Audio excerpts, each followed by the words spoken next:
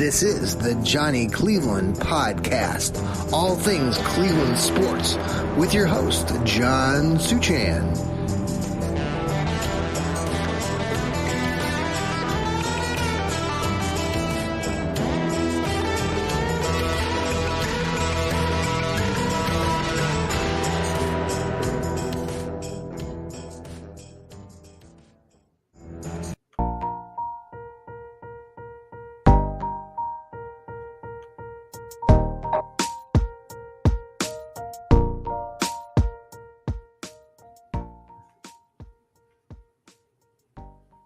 Good afternoon, everybody, and welcome to Good Friday. This is another episode of the Johnny Cleveland Podcast, part of the new Fanatical Elves Network, and we are going to be talking NFL Browns draft strategy today, needs, and I've got a special guest here. We've had him on the show before for our podcast, and he's also a contributor now with our Fanatical Elves Network. Very happy to have BP and Pepper Pike here. Welcome, BP. How are you doing today? Doing well, John. How are you? I'm good. I'm glad we got to the weekend. This is my my spring break. Our school is off for the next week, so I had today off. I planted a tree in the backyard, so it's beautiful weather down here in Columbus. A little cool. I don't know what it's like up there where you're at. Similar weather, 50 degrees and sunny. Excellent. Always nice. I don't miss, I'll tell you, I told you before, I lived in Kansas all those years, and I do not miss the wind. It was always windy any day of the week in Wichita. I love the sunny skies, but I don't miss the wind. So not much wind today. Had a lot of rain this past week down here. We got buckets of rain. So, but it's sunny today. Yeah. No, Cleveland, we got a ton of wind here. That's we're like the Windy City Part 2. That's right. But, well, I'm really happy to have you on the show today, and we're just gonna look at a lot of different. I know we've had some other guests on this week on a Fanatical Elves Network. We are part of Fans First Sports Network now too, and we're very excited to kind of get this product off and rolling. We've had some really good shows this last week. We've been giving away prizes left and right. We've gave away a pullover the other day and a ball cap just this past week. We're giving away a great Cleveland Browns t-shirt. So check that out on our Twitter handle. It's our Elves Network. We've actually got two Twitter handles now. So 2 for the price of 1, Elves Network and then Elves Network 2. So follow us. And I know, BP, you're helping that out, and we're excited to have you on board and helping us launch this site. So with the Browns draft, before we get to there, I want to kind of talk to you a little bit about free agency. I know you had some takes on that, how they, we've had a chance to kind of, look a little bit at who they've picked up, and getting a lot of positive reviews, from a variety of sources here in Cleveland and around the country. So how do you see things have panned out so far? Yeah, the free agent. Obviously the Browns last season were 7-10. It was a very disappointing season. No one thought Deshaun Watson was going to be suspended for 11 games. I thought it was going to be 6 to 8. I think the Browns, when they traded for Watson, thought it was going to be 4 to 6 games, something modest where they could have sort of weathered the storm with the backup quarterback. When the news came down last season that it was going to be 11 game suspension, it was devastating for the whole season. And so I felt our season was kind of doomed from there. And then, when you look back on it, Jacoby Brissett went 4-7, which I know he gets a lot of accolades up here in Cleveland. I still think, if he played a little bit better, we could have, been 7-4 in some of those games. BP, isn't it interesting? Like I like your assessment on Brissett. It's all, he was praised quite a bit, but really statistically, you look at his career, he's not. He's a 4-7 kind of quarterback. So exactly, yeah. There was the game against the Jets. There was an interception against the Falcons. I was at the Los Angeles Chargers game. There was a horrible interception in the fourth quarter when he could have probably ran the ball right into the end zone for a touchdown or a first down. And that was those. Those are the 3 losses that turned us from could have been 10-7. You were there. Yeah, I know that game was crazy. I was at the Chargers game, and I was in that end zone sitting there 5 rows from where Brissett was. And I was like, oh, yeah, and it was just took the life out of the stadium. Oh, it did, because we had actually walked all the way around to the backside where your seats were, and we were on the other side. By the time we wrapped around, we were dealing with all those bugs that day. Remember the bugs off the lake? Yeah, those midges. Yeah, those midgets. Yeah. Anyway, we had the same experience because we were up above there, actually on the opposite end, I should say. And when he threw that interception, he had that gap, and you could see it from our angle as clear as day. But anyway, it was just a bad throw. Yeah, and there was. Even that game was a microcosm of the season, because earlier in that game, the running back, Austin Eckler for the Chargers, ran for 71 yards. We had a 3rd and 10, and they run the ball like on a draw play, and he gets 70 yards. It's like, oh, here we go again. That showed you that the defense was not going to cut it. Right. The run defense. So that's why, I was looking forward to seeing what the Browns did here in the offseason. I think they did very well. I'm going to give you just an overview. I'm going to look at the offense and the defense. So break it down, because I think the free agency deserves a good amount of time. Absolutely. Browns had a lot of holes to fill, and I think they did a good job overall. But I'll give you first on the offense. I give the offensive free agency grades a B overall. I think, I consider the trade for Elijah Moore part of what they did in free agency, even though they did give up a draft pick there, but they got back a draft pick. But I consider that part of the free agency. I mean, I personally have never heard of the guy until the trade went down. I have to be honest. I know there was rumblings that he was unhappy with the Jets during the season because they brought in some other guys. They brought in the receiver from Ohio State, Garrett Wilson, I think. Yes. Yeah. Yep. And so, he was kind of like left out. He didn't get him many targets. And so I wanted the Browns to try to get him back in October. And he actually, back at the Browns-Jets game, he had about 3 catches for 45 yards. So even that was a sort of a microcosm of what this guy can do. I mean, that's pretty good production for your 3rd or 4th receiver. And that's what he did against the Browns. Yep. So I think I really like this pickup a lot. I mean, he's been compared to sort of like a, like a poor man's Tyreek Hill. Or even the guy that played for the Steelers. What was the guy? Antonio Brown. Yep. He has been compared to him. When he was coming out of the draft from Mississippi State, he was compared to Antonio Brown, like a shorter guy, but with fantastic speed. I mean, if this guy's anything like Antonio Brown, we'll all be very happy here in Cleveland. He'll be worth that 2nd-round pick. Yeah, absolutely. And he's got, these guys don't get paid that much. He's got a lot to play for, and I think he's also still on his contract. So, he's on like a short-term contract where he needs to, produce, and then he'll get paid. So he's got a lot of motivation to show the NFL that he belongs. So I do really like, we were talking earlier about like guys like DeAndre Hopkins. We did it, that was like our wish list. Right. And, this Jerry Jeudy from Denver, and, there were other guys, but, this is who we kind of ended up with, like this veteran receiver with a lot of upside. And I think he's only about 23 years old. Yeah. He is. Yeah. So we'll see how and then plus he'll be learning from Deshaun Watson. He'll be learning from, Amari Cooper. He'll be, taking on a lot from our Browns coaching staff. And it'll be very positive here because the Browns really do need him to produce. The other wide receiver that they picked up in the free agency that was even more experienced was Marquise Goodwin. Yeah. I mean, I looked up his stats. He's good for about 500 yards a year, 3 or 4 touchdowns. I felt the Browns needed this kind of depth last year. I was shocked. I said here on local Cleveland radio, The Fan, that Andrew Berry almost was punting on the season. I don't feel without Watson, I thought they should have brought in our veteran receivers. In fact, I thought the Browns should have brought in that guy, Will Fuller from the Houston Texans. Going into last season, he had great production with Watson. They were buddies.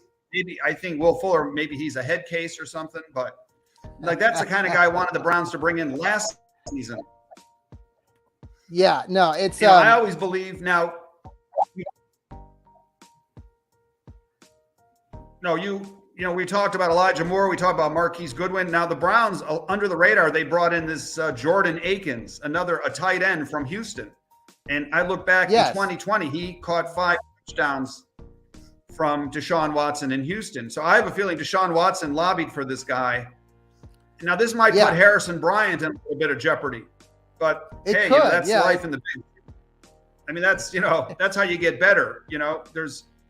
Maybe this guy's a good blocker as well, but he's more than a blocker. He's caught 5 touchdowns from Deshaun Watson. He's also good for 300 or 400 yards a season at tight end. There's so many injuries. David Njoku gets injured, every year, a couple of games here and there. So I really like the signing of this Jordan Akins as well. It's a good pick. Yeah. And so anybody else that you see? Yeah. Any other observations? Also, the Browns re-signed their starting center, Ethan Posich. Mm-hmm. Again, that's under the radar, but I like it because that's also great pick. Yep. You're only as good as your line. I know the other guy that is a commentator here with the fans, with the Fanatical Elves. He loves to talk about the lines, and you're only as good as your offensive line and your defensive line. If you don't have good line play, you might as well just forget about it. Absolutely. We saw that when Baker Mayfield was here. If a couple of guys are missing or out, then your quarterback needs time. So I'm glad the less holes the Browns had coming to the draft, the better. Ethan Posich was a great signing. Mm-hmm. I thought he was good coming over here from Seattle last year. So I'm pleased with what the Browns did on offense. I give them a B for their free agency grade. Maybe a B plus, but I don't think it's an A or A plus, but I think it's a solid B. Okay. And because I still, I personally, I still feel they have a hole at running back with Kareem Hunt. Mm-hmm. I would like to see them bring him back if they could. I just like the guy. Yeah. I wrote an article recently about him. I love his spirit. I love the fact that he's from here. He played at University of Toledo. I really want to see the Browns win something while he's on the team. I think would mean a lot for the community. Yeah. He's from this area. We'll see if they bring him back. I mean, he's still out there. That might be, like I talked to Steve last night, a late decision. It could be something where they go in the training camp and he's still out there. And, there might be a team that either loses a running back during that time period or the Browns decide they want to pick him up just the last second. Who knows? Yeah. And again, I mean, unfortunately for the running back position, they're not doling out huge contracts to these guys. And, I would like to see him flourish if he needs to go to, another team, like let's say the Miami Dolphins or, whatever, just pick a team. Right. But, I would love to have Kareem Hunt back because I think he does a lot for the team and he's a good insurance policy because you need depth. I don't care. Everybody, when you look at these teams, they look so good, in May, June, and July. Yeah. But when the season starts, it's like a war of attrition. I know on the Dog Pound Daily, I write for them too, and then also Cleveland Sports Talk. There was an article today. Our editor in chief Randy wrote about. He was reporting about Ezekiel Elliott being out there still as a free agent, and the prospects of him coming to Cleveland late. He didn't agree with that. He didn't think that was much of a good case because Elliott's kind of run out of juice these last while. So. I didn't know if you ever, would that appeal to you? Someone like bringing in Zeke? I mean, he was a former Buckeye. I mean, as a huge Buckeye fan, and supporter, my son goes to Ohio State. I mean, I love Ezekiel Elliott, but I don't think he would be a great fit here. No. Because I think he still thinks he's got a lot in the tank. I think he's going to want some big money and a lot of catches and touches. And I think with Deshaun Watson and all these receivers and tight ends, it's going to be hard to give Nick Chubb a lot of touches. So that's a good point. Yeah. I just don't think there's enough balls to go around. So no, I would kind of say, and Ezekiel Elliott might be a little bit of a high maintenance guy. Yes. So I would say I would like to see him go somewhere else. Well, we'll talk about some other Buckeyes here as we start talking here about the draft. Before we get into the draft, I'm going to take a quick break. So we'll be right back. This is the Johnny Cleveland podcast. We're going to pause and go dead quiet here for about 3 seconds, and we'll be right back, folks.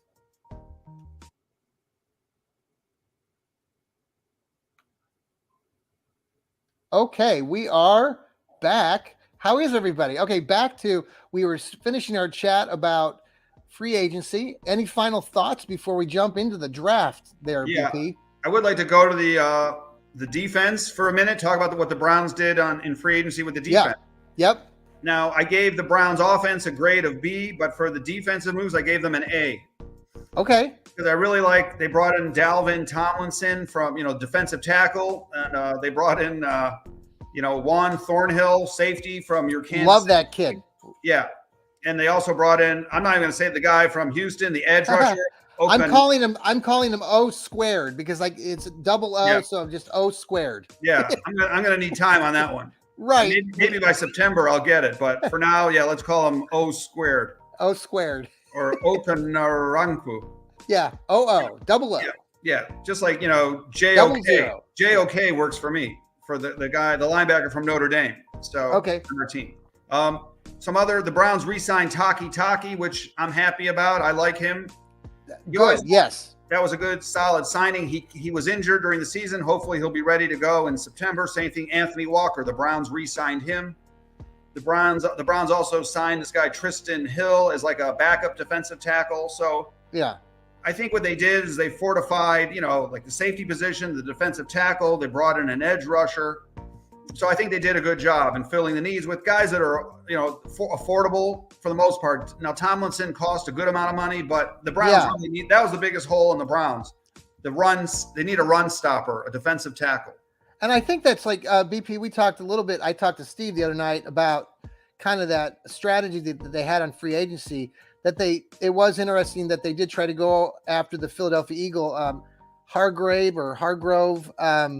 Didn't get him, but because they didn't get him, then they were able to put their money in on Tomlinson and the double O squared guy, and that actually kind of probably benefited the Browns free agency there on the defensive side of the ball. Yeah.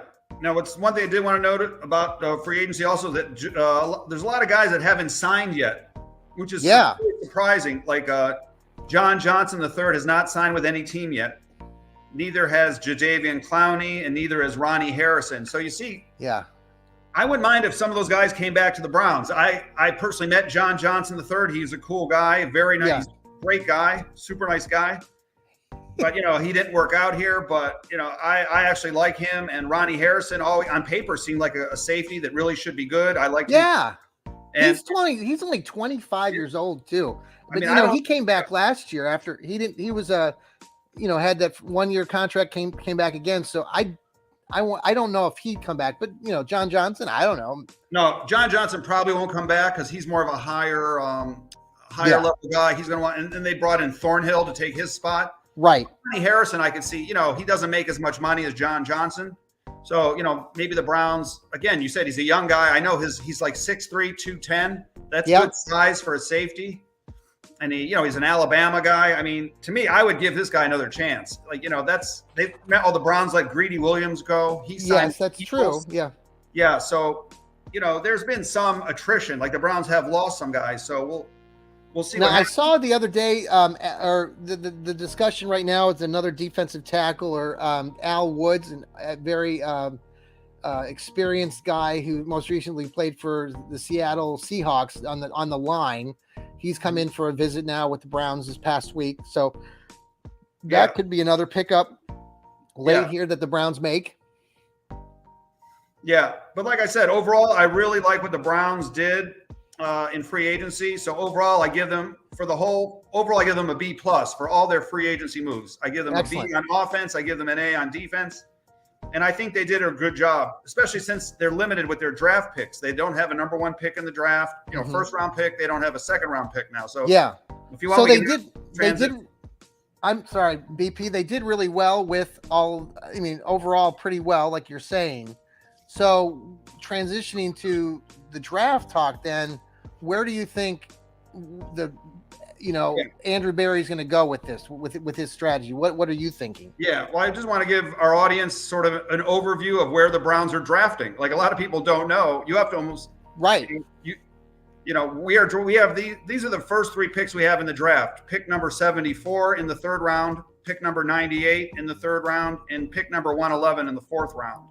Okay. Well, that's good to know. So you don't want to waste a lot of time studying the first round, which, unfortunately, we're not there this year. So we don't have to worry about the 4 quarterbacks that are going and all these other guys, all the defensive tackles that have been in prison, down in Alabama and Georgia. we don't have to worry about all those guys. We can worry about the third round and beyond. Yeah. And so I got the Browns with the 74th pick. That's, like an early third round pick. I think the Browns, in analyzing the Browns roster after free agency, I really think their first focus should be on edge rusher. Okay. And I also thought either edge rusher or a linebacker. And also, when you think about it, those guys don't take years to cultivate. Usually with an edge rusher, they're ready to go right off the bat. You don't have to look at these wide receivers the Browns have, guys like David Bell, and who knows if they'll ever develop properly. Same thing with Schwartz. So I think defensive guys usually develop quicker. And so that's why I think the Browns I think this year is do or die for the Browns. I really do. This season is a pressure-packed season for Andrew Berry. Oh, definitely. Baldy Podesta, Andrew Berry, and and Kevin Stefanski. I think there's a lot of pressure on these guys to get to the playoffs. Yeah. So I don't think they have time to develop players at certain positions. I think so. An edge rusher, in my opinion, would be our first pick at pick 74. Okay. And so I've got a couple of names. Again, I'm not going to pretend I know these guys inside and out. What? You haven't been scouting them? Come on now. No, we don't have it in our budget. That's true. Not yet, at least. Maybe next year. Yeah. Next year I'll get on a Spirit Airlines flight. That's our goal, folks. That's our goal. All right. But I like this guy, Derek Hall from Auburn. He's rated as 56th best prospect in this draft. He's he's got all the right measurables, 6'3", 256. Yes. Edge rusher. I like guys from the SEC because I know they're proven and they're usually the best of the best. So I always like guys from Alabama, Georgia, Auburn, and LSU. Those type of guys. Yeah. Usually move the needle for me. It's almost like a lineage, just like in basketball. You want guys that went to Kentucky. You want guys that went to Duke. Yep. So it's almost like the best guys go to the best programs. It's usually how it goes. That's my opinion. So that's Derek Hall is my first choice for an edge rusher for the Browns with the 74th pick. I also like a guy out of Notre Dame. He's rated as the number maybe 61st prospect, Jeremiah Foskey. Okay, right. Yep. So, and then, that's, there's also another guy, BJ Ojulari, whose brother, Aziz Ojulari, plays for the Giants, and he's a solid player. This guy, Ojulari, went to LSU. Yep. I've written about him. He's also ranked as the 58th best prospect, edge rusher. I mean, usually I like it when there's lineage, when there's brothers, then there's been success. Yep. Just you see the Bosa brothers, some of the guys, there's a brother, Terrell Edmonds, and his brother have been successful in the NFL. So usually when the brothers, that's a trait that you look for. I think they'll be, usually successful. If one guy has already made it to the NFL, the other guy usually will follow suit. And there's a couple other guys. Dayon Henley is a more of a linebacker from Washington State. Yep, I wrote about him too. Yep. And there's a guy from Alabama, Henry, and his name is spelled Tutu. Tutu. Yeah. No. Okay. Yeah, you got to look him up. His name is spelled Too-Too. So with a name like that, he's got to be good. Henry Tutu. So, I've got now the local kid here in Ohio. He's not from Alabama. Carl Brooks is another kid out of Bowling Green. I know he's been getting some. No, you're not related. You're not related to him, are you? Brooks? No. Okay. No. Then that would be policy. He's a good. He's getting some props. I think they're projecting him as a 4th or 5th rounder. He played 5 seasons, so he doesn't quite fit the criteria for an Andrew Berry player who's young. He's he's 23, I think. But he had a very successful career. Bowling Green obviously was the max, so the competition wasn't as strong. But those are a lot of names. The other name that I have circulated a couple times, and I say this guy, he's from Missouri. His name's Isaiah McGuire. We have Jordan Elliott right now from Missouri, and so he's also projected as a 5th or 6th rounder. So I was looking at some of these middle round guys on the edge. There's another young kid, Nick Hampton, out of Appalachian State. That's another name that I was kind of doing some research on recently. So I always liked Appalachian State because they beat Michigan. They beat Michigan one year. That's right. I couldn't believe it. Yep. So those are now. Where's the next area of need, you think? Yeah. The Browns and also, so we covered edge rusher. There's some good names there. I think the Browns will definitely use that, edge rusher or linebacker. And then defensive tackle, there's a guy from Ohio State, Zach Harrison. Yes. Great. I've always rooted for him. He's a good guy. He always stood out to me during the Ohio State games. He's ranked as the 68th best prospect in the draft. So I would keep an eye on him possibly as a defensive tackle. He could. Right. So that could be good. And then as a safety, as a backup safety, again, from Alabama, Jordan Battle, which, that's a great name, with a name like Battle, Yes. From Alabama. He sounds like a winner to me. And he's rated as the 90th best prospect. So I could easily see the Browns taking a look at some of these guys we've talked about here. How about running back? Where do you find yourself on running back? I know you were talking earlier about not having much experience behind Nick Chubb. Do you think the Browns pursue a running back in this draft? No, not at all. Because remember, they drafted Jerome Ford. Yes. I call him the president. That's my nickname because it sounds like Gerald Ford. Right. So they drafted him last year out of Cincinnati, and he showed, in preseason, he showed a lot. He really did. A lot of people up here in Cleveland were super impressed with him, and they thought he was actually he might have pushed Kareem Hunt to be traded, in the off season of last season, but it didn't happen. But I think a lot of people were pushing for that. Okay. After, Jerome Ford was drafted, but I think the Browns see him as their backup even though I do like Kareem Hunt, I think he's also a very affordable backup to Nick Chubb. So I think that's how they're going to go. Okay. But I do really like this Jordan Battle, the safety from Alabama, is a pick for the Browns, and I like that. Yeah. So that's my thought for the Browns draft. And if you want, we could cover another topic. Yeah, no, I thought we're gonna hit the schedule here next. I don't before we run over to there. I think as far as the running backs, Cleveland has had history of at least taking somebody during the draft. So I'm gonna say that they're gonna take somebody maybe in the late rounds, kind of like they did with Demetric Felton, who UCLA, who's we don't know if he's gonna make the team, but I had a couple names down here. One of them was Rashawn Johnson, a kid out of Texas. He wasn't the main guy at Texas. He was kind of like the backup, but he's had a productive 3 seasons down there. 90 carries, 500 or 600 yards, good size, like 6'1", 6'2". So that's one name. And then another name that keeps circulating with Browns fans is Deuce Vaughn, who out of K-State. He's a little guy. You never know what's going to happen in the kicking game with our special teams. So he's, I don't see him necessarily being, he could not be drafted and maybe selected as a free agent, if he doesn't get drafted.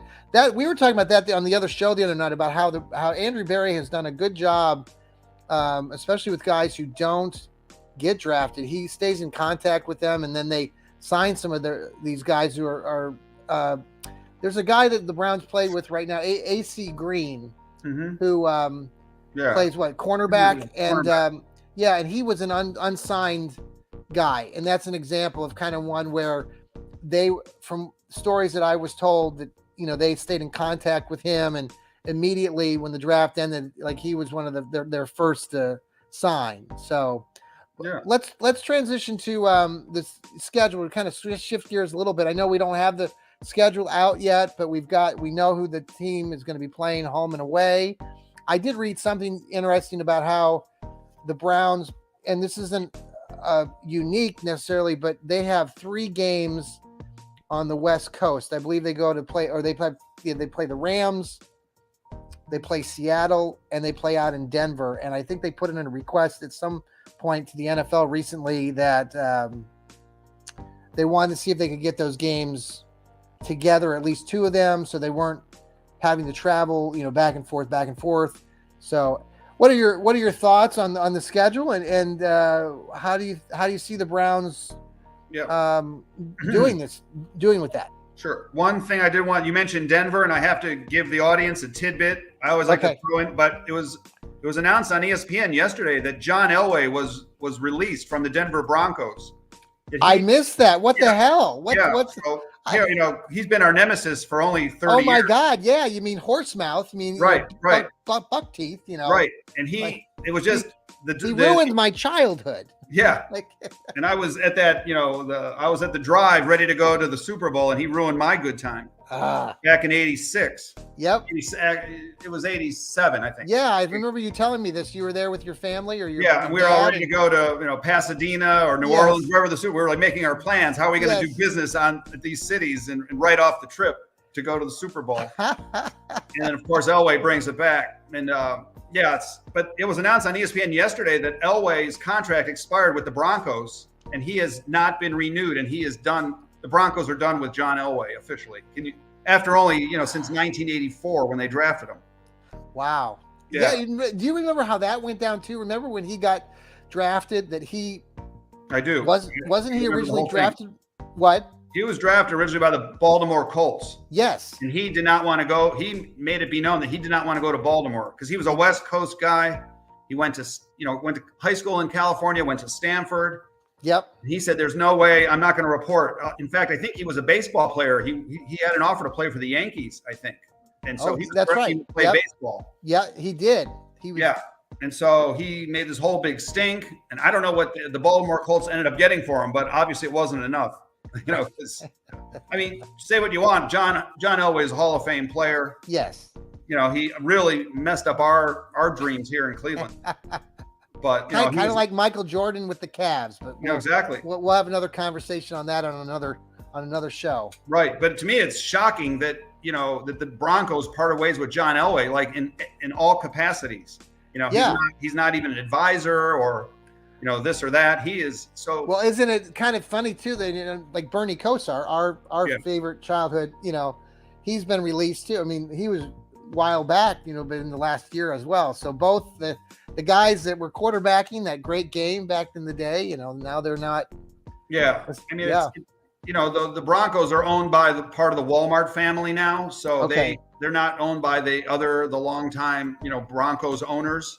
Yeah. So they probably felt hey, we don't need to pay Elway. We'll bring in our own people and we'll stay with our own general manager. And, that's it.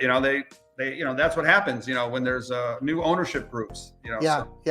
But I just want to give you that tidbit. I thought it was shocking that, that is shocking. I've got to go read up on that. Yeah. And so you did mention the Browns schedule. I mean, I thought I would touch on it just for a second. Sure. Yep. But, obviously the order of the games hasn't been announced and all the times, but we do know the opponents. So I'm not going to go over every team, but I'll go over some of the games I think we could lose. So I think the Browns are playing the Jets at home. Again. Yeah, again. And unfortunately, the Jets are probably going to have Aaron Rodgers as their quarterback, most likely, but nothing's official. I hope it falls through. As a long New York hater and a longtime, Browns fan, I don't want to play Aaron Rodgers. Hell no. Because he's tough. He really is. But so I think the Browns will have that's a home game against the Jets. I think that'll be a fantastic game, and we owe them one for sure. Oh, yeah. They helped, even though it was game 2 last year, they helped screw up our season last year. So they did. And then after the Jets, we've got the 49ers coming in here.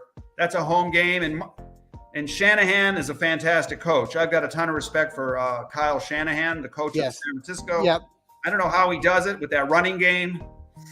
They've always got a great defense. He's got the running game. They've gashed us for, with 200 yards every time we play them in rushing yardage, and they always piece together, who knows? But so I got questions if the Browns, and Stefanski needs to be better as a coach. Last year we got clobbered by the Patriots at home. Yes.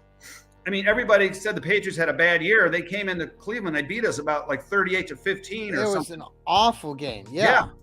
And that actually, and I was really disappointed in Stefanski's performance. I mean, Belichick just outcoached him every which way. And we became 2-4 after that loss. And that I said on local radio, I said, that's the end of the season for us. I said, I don't see us bouncing back. That was such an embarrassing loss. It really was. You think about it, that's not a game that a lot of people talk about. They focus on the Jets loss because it was so heartbreaking, but New England came in and they just crushed us.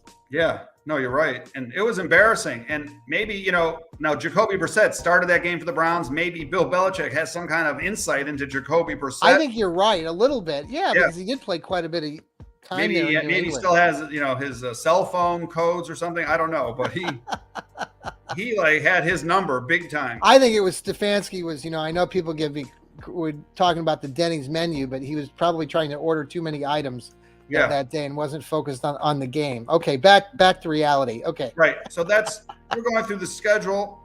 I think the Browns will take care of Cincinnati, Pittsburgh, and Baltimore at home. Really? Okay, great.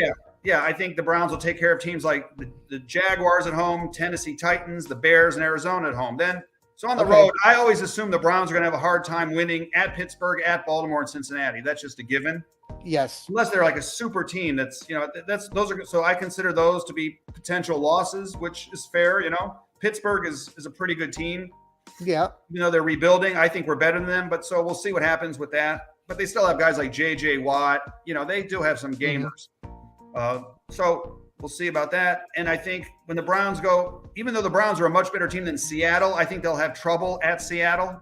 Yes. I just think, the Seattle crowd, you've even mentioned it, that they're like. Well, and I'm going to tell you right now, I've got my daughter lives out there in Seattle. So we're already making plans. I will be in attendance in Seattle. So hopefully that will spark a win for the Browns. I know me being there in the stadium will make a difference. Yeah. Right? Yeah. Well, I was at there probably won't be many Browns fans at that game. I mean, my daughter and I will be woofing, hoof, hoof, woof, woof. I was at the Browns Seattle game a couple years ago when Russell Wilson was the quarterback for Seattle. Okay. I was at that game, and they traveled pretty well. I couldn't believe all the green, guys wearing green hair and green leprechaun jackets. Hey, have you ever been to Seattle? Yes. Have you ever had a Seattle dog, like before a Mariners game or anything? No, I never went to a Mariners game. So a Seattle dog is a hot dog with cream cheese and sauerkraut. Okay. Very unique. Cream cheese. Yeah. Well, yuck. At Progressive Field, they have hot dogs with what are those things with like Lucky Charms on them and Cheerios. Oh, really? Yeah. So you could try that when you're up here at Progressive Field. Okay. I don't recommend it. I'll just stick to the stadium mustard. We're just all about the stadium mustard. Yeah. Can't do anything at a Cleveland sports event without stadium mustard. Well, I have that here at home. I've got it right downstairs too. So, yep, I'm going to have some later. Yeah. And the last time, I know we're taping this now, but the Guardians were winning 2-0 against. Oh, good. Okay. Beating your Seattle Mariners. Oh, that. But you did mention again, the Browns are also playing at the LA Rams. Now, the Rams I think they're beatable now. But I still think that could possibly be a loss. But I think the Browns can beat the LA Rams now. They're sort of a depleted team. They've lost a bunch of talent. Yeah. But they still have Aaron Donald. They'll have Matthew Stafford, but they don't have the receivers they used to have. They lost Jalen Ramsey, the cornerback. So I think the Browns can handle these teams. I'm being very optimistic about the Browns here, but there's a lot of pressure on this season. And ton. We haven't mentioned much about Deshaun Watson. I mean, here's a guy making all this money, and he didn't look very good last year for the Browns in those 6 games. No, he really didn't. So, and we'll see. But there's a lot of pressure on him too with this contract. There's a lot of negativity against him in every NFL stadium. There's a lot of negativity. Maybe he can't handle that. Maybe. Yeah, we don't really know. I mean, he got 6 games. There's a lot of question marks there. The supporters of Deshaun are going to say, he'll be back to his regular self, or at least they believe that. The naysayers are doubting right now because of what they saw in those 6 games, and the guaranteed money is definitely puts pressure on the team and puts pressure on number 4, himself. So, like you said, that going on the road and playing in hostile environments, and that's not going to change. That'll be telling as the season starts and progresses. Right. Yeah, I've said here on local radio here that the NFL kind of hates the Browns. All the owners are mad at us for that guaranteed contract.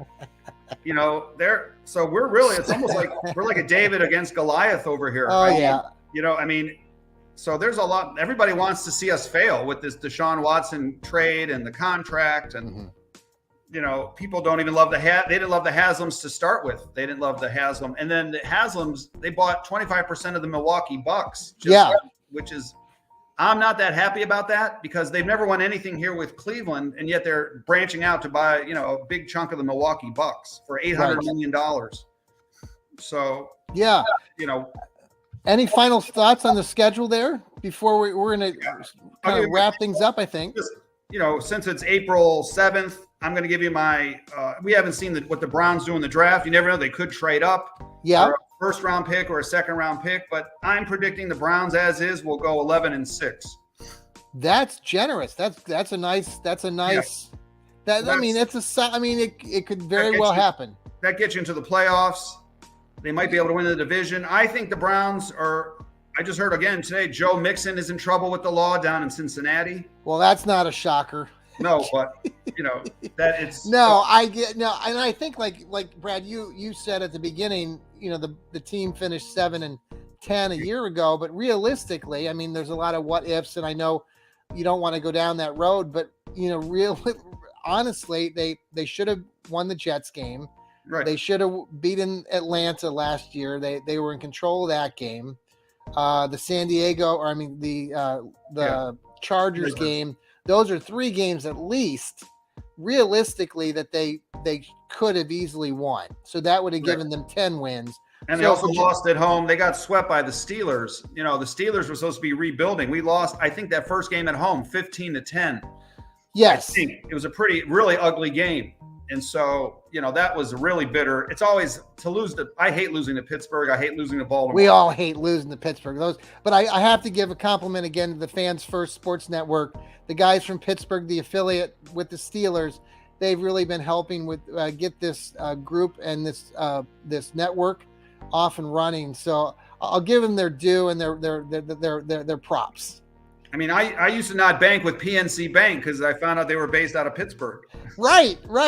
But so that's how much I hate Pittsburgh. Sorry. Well, Brad, we're going to have to get you back on. We'll have a couple more shows here as we get closer to the draft, and then once we get into the draft, our Fanatical Elves Network, we're going to be providing everybody with some updates, immediate conversation right after some of these picks. So Brad will be coming back on, and hopefully some of the other contributors.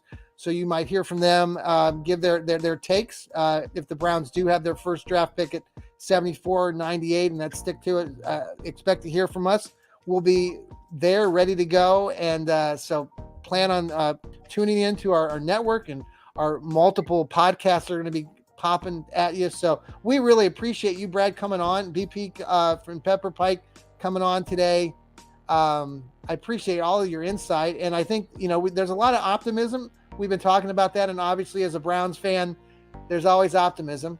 And with the draft just around the corner, it's going to be in Kansas City, starting April 27th.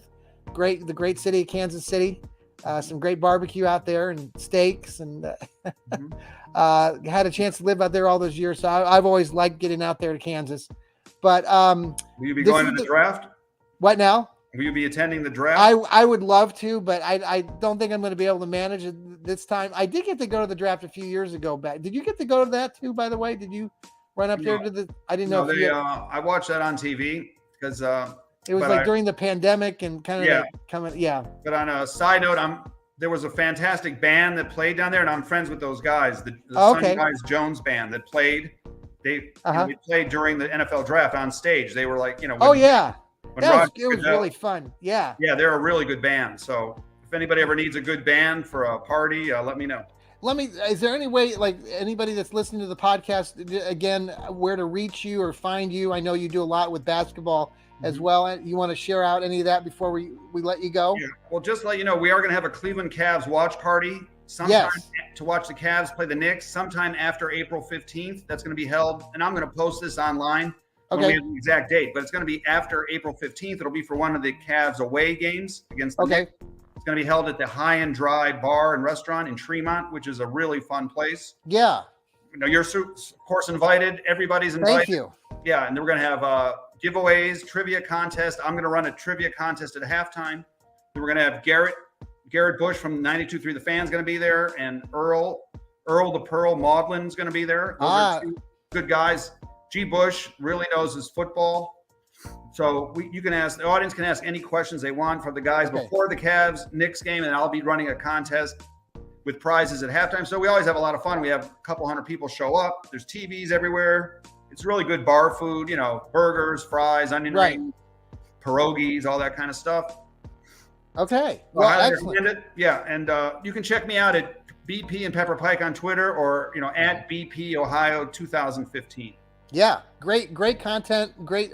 We love having you, and I'm so happy that you're part of our programming here with the Fanatical Elves Network.